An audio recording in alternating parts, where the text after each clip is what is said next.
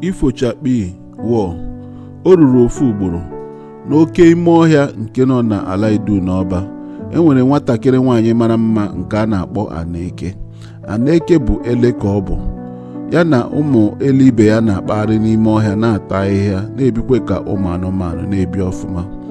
Mana ọ na-eme ya ruwe oge mgbede, Aneke ga-apụ gaa na otu akụkụ wee wepụ akwa o ji wụrụ ele wee wụọ mmadụ ma here ehere bata n'obodo Idu n'ọba. Ahịa ori Idu n'ọba na-azụ abalị 4 n'ụbọchị. Aneke ga-adịkwa ka nwata nwaanyị mara ezigbo mma ma bata na-azụ ahịa ya na ndị mmadụ a na-akparị.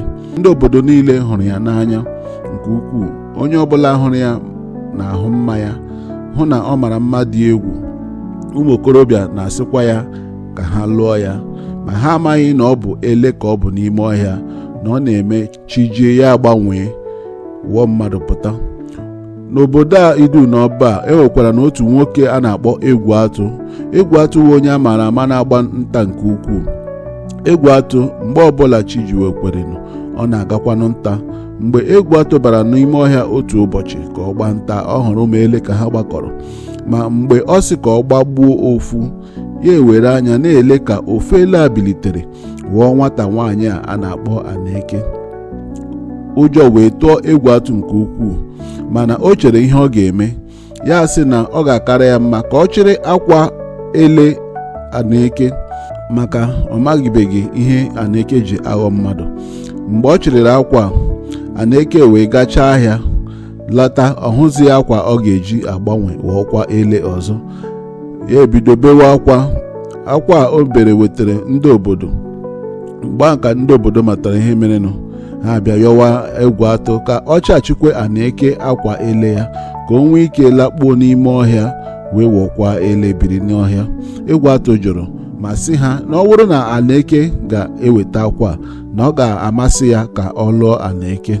Aneke wee lekọta anya, ọ ma ihe ọ ga-eme, ya wee kwere na Egwu Atụ ga-alụ ya, ma ọ bụrụ na Egwu Atụ ga na-enyetụkwa ya akwa ele ya ahụ ka o ji ya na-aba n'ime ọhịa mgbe ọ chọrọ. Egwu Atụ kwekwere nke a. Egwu Atụ na Aneke wee lụọ birizie dịka di na nwunye.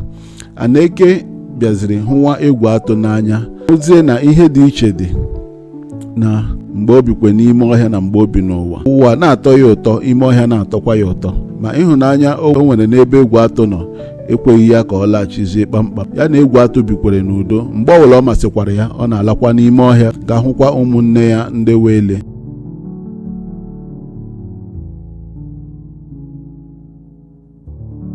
Akụkọ a na-egosi na ewezie na mmadụ nwere ike isi na ụwa dị iche iche wee bịa, ma ịhụnanya ga-ejikọta ha abụọ ọnụ. Ifochakpi wụọ. Antelope with eyes so bright, running fast beneath moonlight, dreamed of walking city streets where love and life and humans meet. Magic whispered in the air, changed her form with gentle care.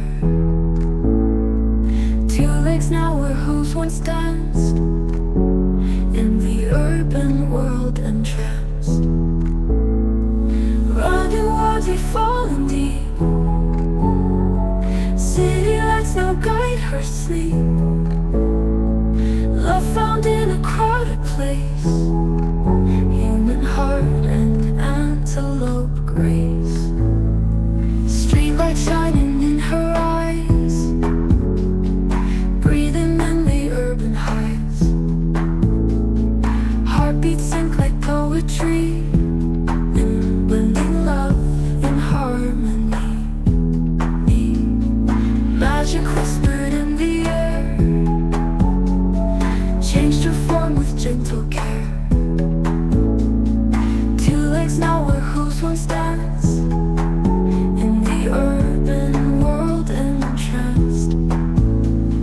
Running wild and falling deep,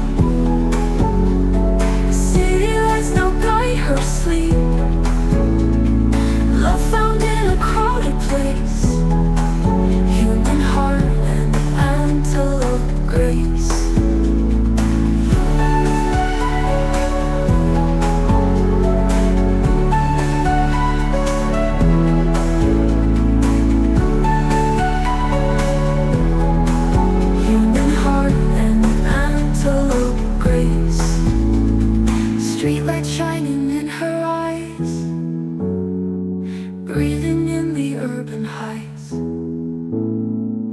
Heartbeats sync like poetry, human heart and antelope grace.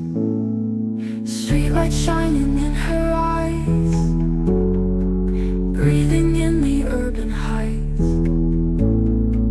Heartbeats sync like poetry, blending love and harmony.